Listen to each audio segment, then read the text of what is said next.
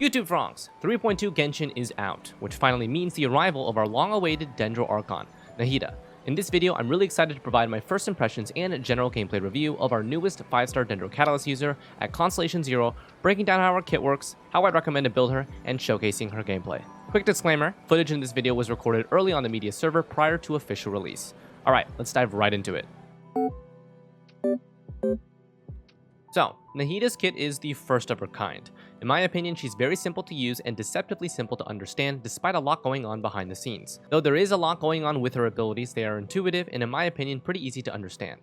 Sporting a camera-like elemental skill and a massive domain expansion like Elemental Burst, Nahida's base design incorporates off-field elemental skill-based damage and element application combined with an elemental burst that strictly exists to buff the properties of her elemental skill. With attack elemental mastery dual scaling multipliers and purely elemental mastery scaling passive talents, Nahida is your quintessential Dendro support sub-DPS with primarily elemental mastery synergy. Normal and charge attack. Nahida performs up to 4 cute hops that deal Dendro damage to enemies in front of her. Her charge attack deals AoE Dendro damage in a relatively large square in front of her. As a Catalyst user, Nahida's normal and charge attacks do apply elemental application, and so unlike usual supports, she can be used as an on-field driver. Since these multipliers are purely attack percent based, they won't inherently pack a big punch, and are instead responsible for supplementing reactions with more Dendro application. Elemental skill, all schemes to know. On tap, Nahida spins around, dealing AoE Dendro damage and marking up to 8 enemies hit with the Seed of Skanda. On hold, Nahida makes a finger camera, marking up to 8 enemies and on release deals Dendro damage to them and applies the Seed of Skanda. This finger camera has the added benefit of being able to interact with some NPCs and also collect lootables from afar. Upon proccing a reaction on Skanda marked enemies, Nahida activates Try Karma Purification, dealing single target Dendro damage on the affected target and all connected targets. This can almost be viewed as pseudo AoE since the single target Dendro damage impacts all connected Skanda marked enemies. Notice how her tap or hold E inherently do not generate particles. Instead, they are generated on TKP procs, at 3 Dendro particles at every 3rd proc or every 7.5 seconds per particle generation. Nahida's TKP appears to exhibit no internal cooldown for elemental application, applying Dendro on every TKP on any marked enemy. With her current proc interval of 2.5 seconds, this lines up precisely with the usual ICT rules. This is noticeable in the demo with Raiden's Shogun, in which every TKP proc with Raiden's E activates Aggravate, Spread, and reactivates Quicken. You probably noticed that the Purification multiplier value is a unique combination of her attack percent and total elemental mastery, allowing for a direct synergy between elemental mastery and crit scaling on an ability multiplier. At level 6, the multiplier value is a comfortable 144% attack plus 289% EM every 2.5 seconds per marked enemy, maximized with large groups of enemies for that pseudo AoE feel. Seed of Skanda in itself lasts for 25 seconds, while her elemental skill is only 5 to 6 seconds, granting efficient 100% uptime, allowing for impressively long off-field duration, but also able to be reapplied on new enemies very quickly. Elemental Burst, Illusory Heart. Nahida reveals her domain expansion, summoning her Shrine of Maya and improving the effects of TKP depending on her party's elements capped at 2 of each. Pyro grants damage bonus percent to TKP, Electro, TKP proc cooldown is decreased, and Hydro, elemental burst duration is increased. Each of these effects is independent, meaning all 3 can coexist at the same time with a full party of Pyro, Electro, Hydro, plus Nahida. With 2 copies of an element, the bonus provided is 1.5 times more effective at all levels for all element types, as is evident through these talent numbers. The area of her burst effect is almost as large as the entire Abyss field, and all these effects persist even if Nahida is off-field for full value even against the most mobile of enemies. With the base duration of 15 seconds, longer than her cooldown of 13.5 seconds, which is the first I think, extendable with Hydro, and a low energy cost of 50, her burst is meant to have 100% practical uptime. At level 6 with 1 Pyro, Hydro, or Electro, you can expect the following effects to be active. Plus 21% TKP damage bonus, minus 0.35 seconds per TKP proc, which is 2.15 versus 2.5, and then a 19.7 second burst duration. And if you happen to have Constellation 1, each element automatically gets plus 1. So the previous effects become plus 31% damage bonus, minus 0.52 seconds, which brings down the TKP to 1.98, and then a 22-second burst duration. And it's important to mention, with her TKP having no internal cooldown, the Electro cooldown decrease does increase the rate of her elemental application, already down to 2 seconds at level 6 with 2 Electro. For her passive talents, both A1 and A4 provide buffs based on her elemental mastery capped at 1000. For A1, as long as you're within Nahida's burst, the active character will gain 25% of the highest elemental mastery in your team capped at 250. For A4, Nahida's TKP gains a scaling crit rate and damage bonus percent buff for any elemental mastery above 200 capped at 1k. So 500 EM would gain 30% damage bonus and 9% crit rate, 800 EM would gain 60% and 18%, and then 1000 would gain the cap of 80% and 24%. With both of these passive talents scaling to a cap of 1000 elemental mastery, 1k EM becomes the highest stat priority before anything else, including the usually high importance energy recharge. Now, for Nahida's talent priority. Elemental skill is responsible for TKP damage, and elemental burst is responsible for all of her utility. Normal and charge attack exist for on-field driver playstyles for more Dendro application.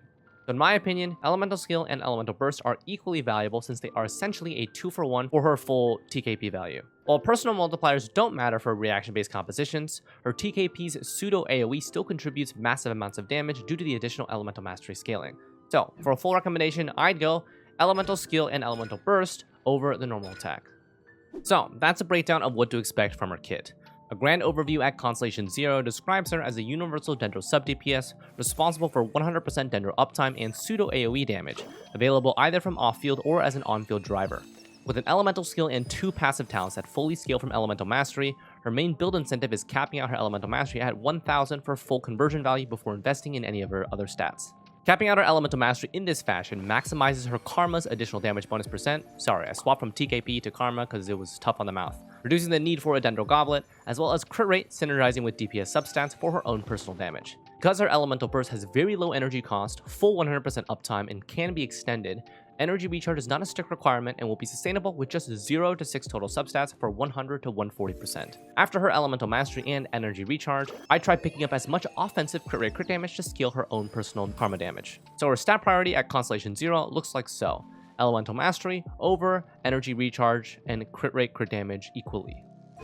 Let's take a look at my preliminary weapon choices. First, a look at her signature, 1000 Floating Dreams. Low base attack, the highest elemental mastery secondary stat that we've seen, and a passive that does 2 things. 1. Provides 40 elemental mastery to your teammates. And 2. Grants the holder more elemental mastery or general damage bonus percent, depending on the number of same or different element types respectively. So if Nahida holds this at R1, 3 other elements, for example, Pyro Hydro Electro for burst buff, grants her 30% damage bonus. If you have 3 of the same element, which would be Dendro, it would grant her 96 additional elemental mastery. At level 90, this weapon grants 265 elemental mastery. Combining with her elemental mastery ascension stat, 115 at level 90, and triple elemental mastery main stats, 187 by 3, she already achieves 941 out of 1000 with no additional elemental mastery substats or external team bonuses. So this signature weapon is tailored for any catalyst running maximum elemental mastery. Besides Nahida as an obvious choice, Sucrose can also gain large benefit from this weapon. Now those who aren't aiming to pull for her signature can look to the following other options. 5-star. Kagura's Verity. This is a purely offensive weapon choice. Kagura's is synergistically excellent with Nahida's design, capitalizing on karma procs for max stacks, elemental skill-based damage, raw crit damage secondary, and additional elemental damage bonus. Lost Prayer. Universal offensive choice providing huge crit rate and stacking elemental damage bonus. This does better for on-field driver Nahida to stack the passive, which takes time. Attack percent weapons like Memory of Dust and Skyward Atlas I would generally not recommend, as lower starred weapons with elemental mastery scale much better. 4-star weapons. With Catalyst, there's a bunch of elemental mastery options that all do particularly well. Weapons in this category include Witsith. All of the passive buffs are usable on Nahida, with elemental mastery being the strongest. However, the buff rotates on a 33% uptime, so most of the time she'll only be gaining the crit damage here. Sacrificial Fragments. Highest elemental mastery secondary out of any of the 4-star weapons, and also enables another proc of her elemental skill every 16 to 30 seconds. Because it has the highest EM, it will be the most popular choice for the average player to assist in reaching 1000. Wandering Evenstar. This new gacha-only weapon has great offensive synergy, combining elemental mastery and attack percent in one. The raw elemental mastery is lower than Sac Frags, but it's still a solid choice. Mappa Mare. The lowest elemental mastery secondary out of our choices, but the most F2P as a craftable. Passive also grants elemental damage bonus that will have the most value for on-field Nahida. Other 4-star DPS choices. Solar Pearl. Crit rate stat stick that provides a synergy of normal attack and elemental skill damage. Performs best for on-field Nahida that allows this synergy to exist. Black Cliff. Crit damage stat stick that provides stacking attack percent based on kills. Best for on-field Nahida again to make use of the attack percent, both for her normal charge attack and karma procs. Generally, I wouldn't recommend this though. Now, beyond these elemental mastery and DPS choices, I generally wouldn't recommend anything besides EM and crit rate, crit damage, even energy recharge. While weapons like Favonius Codex do exist, I find it a lot more valuable to run EM on the weapon and then open up some flexibility for offensive artifacts. And finally, we can't forget 3-star Magic Guide, a very nice EM stat stick suitable for new players wanting to try out Nahida, and it actually performs fairly well. Now, let's get into artifact setups. So for Nahida, there are 2 things to look out for, which are pretty straightforward. First, she scales heavily off of EM for the first 1000. Second, 4-piece Deepwood is a must-have for either her or a teammate. Now, our best EM choice is obviously 4-piece Gilded Dreams, providing a minimum of 80, a maximum of 230 total EM if all her teammates are not Dendro, which is pretty easy to do. Otherwise, any 2-piece sets involving Elemental Mastery, which would be Wanderers and Gilded, or Dendro Damage, Deepwood, are fine. Personally, I've been leaning more and more towards 4-piece Deepwood on her, despite this sacrificing a possibly more offensive EM set bonus. The main reason is due to her viability on a plethora of different team comps, all of which may involve different characters altogether. Since we don't have artifact loadouts, it's a big burden to constantly find a teammate to use 4-piece Deepwood, so it's much more convenient for her just to hold it, then I don't have to think about builds for other characters involving Deepwood. Now how about main stat choices? I would say Nahida has a range of possible build paths as long as you're within 2 boundaries. One boundary being maximizing EM, and the other boundary being Karma Dendro DPS build. Either or anything in between will prove suitable for her build path. Because EM scales both into reactions as well as into her karma damage, she's able to make use of DPS-oriented builds while also stacking large amounts of EM. Remember that both A1 and A4 have a cap of 1000 EM, so anything beyond this will be severely diminished in value, and more value will be found in offensive damage stats for her karma procs. So therefore, main stat builds can be simplified to the following. If you're running her signature Dreams, triple EM is very likely to overcap EM with full team buffs, but still doable. Otherwise, EM Dendro Crit. This is DPS focused, and 1000 EM is still possible with substats and external team buffs. Now if you're running general EM weapons, triple EM, focus on 1000 EM before other stats. Or you can run EM, and then you can swap between Dendro EM for Goblet, or Crit versus EM for the Mask. So mix and match build, whatever suits your team comp. Then for the crit weapons, EM, Dendro, and then crit. This is a raw karma DPS. And then again, EM timepiece, and then EM Dendro Goblet, and then EM crit mask. It's another mix and match build. So in my opinion, Nahida has a very textbook build path, with most of you likely running strict elemental mastery to make sure you get 1000. Alright, time for her gameplay showcase. She'll be running the Magic Guide at R580 with 4-piece Deepwood and triple elemental mastery. Her stat distribution is focused on maximized EM, but heavy focus on crit rate and crit damage substats, since I prefer on-field driver Nahida. Even with only 104% recharge, I typically have not had issues with having her burst on 100% uptime. Currently, I'm sitting at 852 elemental mastery. She has a buffer to hit her soft cap of 1k, with her level, a different weapon, and teammates. Talents currently sit at 166. So, as a Dendro Catalyst sub DPS, Nahida fits on any team comp you can think of related to Dendro reactions. Aggravate Spread, various Bloom teams, and Nilou Bloom teams. The gameplay is pretty self-explanatory and intuitive. Maintain your Skanda on as many enemies as possible, remembering to reapply for new enemies, and burst should always be up for maximum value. Because her Skanda lasts for 25 seconds and bursts from 15 to 22, she doesn't have to be on-field for a long time. However, I found most satisfying success with her being the on-field driver for most compositions. In this Aggravate Spread demo, I've chosen stereotypical characters that benefit from the combo. Cookie acts as a healer, Cosmo for enhanced electro DPS and grouping, and Fischl is the aggravate DPS that is replaceable for any other electro DPS. Raiden, Yae, Keqing, etc. Energy is basically a non-issue, and Nahida on field is able to use tap ease pretty effectively in between rotations. Because Nahida is so easy to incorporate in a team, there's not really much playstyle nuance. Just make sure the marks are on, grouping is good for the connection length, and go to town. Hyperbloom team comps are probably the most satisfying. 4 of this team comps runs Nahida, Xingqiu or Yelan, and then Raiden. Yes, Elemental Mastery Raiden is the easiest Elemental Mastery investment to pull off consistent AoE Electro procs for Hyperblooms. Xingqiu versus Yelan is the difference between a little sub-healing and not. If you're running Yelan, you'll be running no healer. The 4th slot can be basically anything. Another Hydro, another Electro, even Geo or Anemo like Zhongli or Kazuha are all fine. All the juiciness will surround the core 3. Nahida will be the on-field driver with Xingqiu's swords continuously generating blooms for Raiden's elemental skill to proc. And lastly, Nilou's Super Bloom comp. The core of this team can either be 2 Dendro, 2 Hydro, or triple Hydro plus Nahida. I have personally found more comfort with triple Hydro plus Nahida, with the healer being a must.